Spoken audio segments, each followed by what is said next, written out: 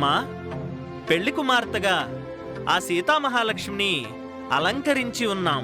మిథిలా నగరపు యువరాణి, జనక మహారాజు గారాల పట్టి భువనైక సుందరి, సాక్షాత్తు ఆ శ్రీ మహాలక్ష్మి అయిన మా సీతమ్మ తల్లిని పెళ్లి కుమార్తెగా అలంకరించాం. మా జానకమ్మని పరిణయం ఆడడానికి పెళ్లి కొడుకుగా ఆ శ్రీరామచంద్రుణ్ణి అలంకరించి ఉన్నాం.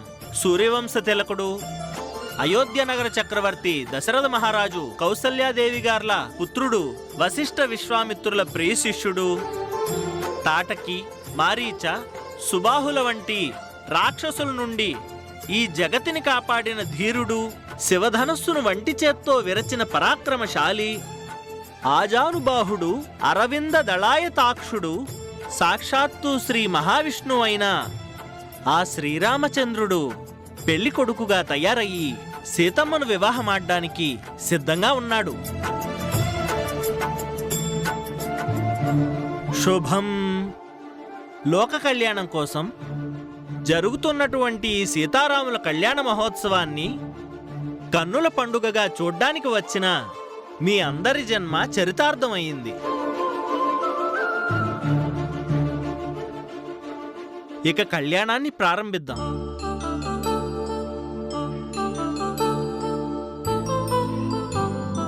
కళ్యాణం వైభోగం ఆనందరాగాల శుభయోగం. కళ్యాణం వైభోగం ఆనందరాగాల శుభయోగం. రఘువంశ రామయ్య సుగుణాల సీతమ్మ వరమాల కైవేచు సమయాన శివధనువు విరిచాకె వధువు మది గెలిచాకె మోగింది కళ్యాణ శుభవీణ. కళ్యాణం వైభోగం శ్రీరామచంద్రుని కళ్యాణం.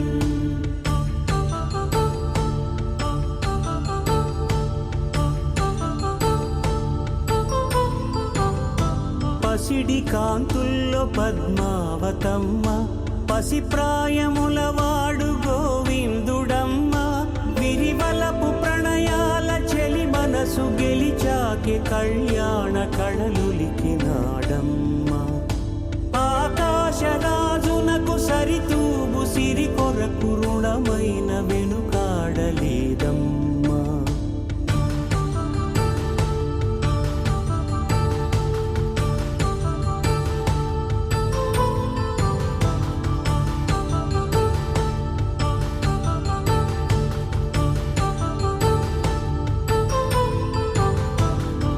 వేదమంత్రం అగ్ని సాక్ష్యం జరిపించు ఉత్సవాన, పసుపు కుంకాలు పంచభూతాలు కొలువైన మండపాన. వరుడంటూ వధువంటూ ఆ బ్రహ్మముడి వేసి జత కలుపుతంతే ఇది.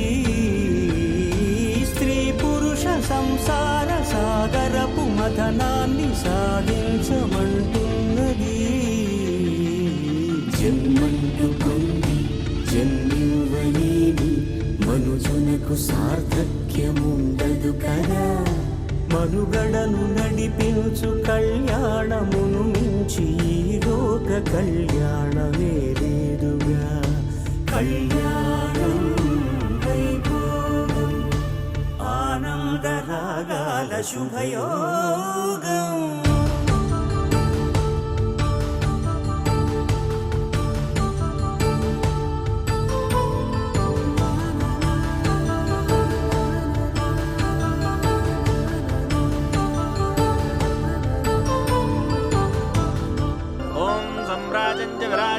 విశ్రేర్యాజనో గృహే లక్ష్మీరాష్ట్రస్యాముఖేతయామాసగంధ్రజామసే ఆనందకర్పూరమంగళ దివ్య నీరాజనం దర్శయామి నమస్కరోమి.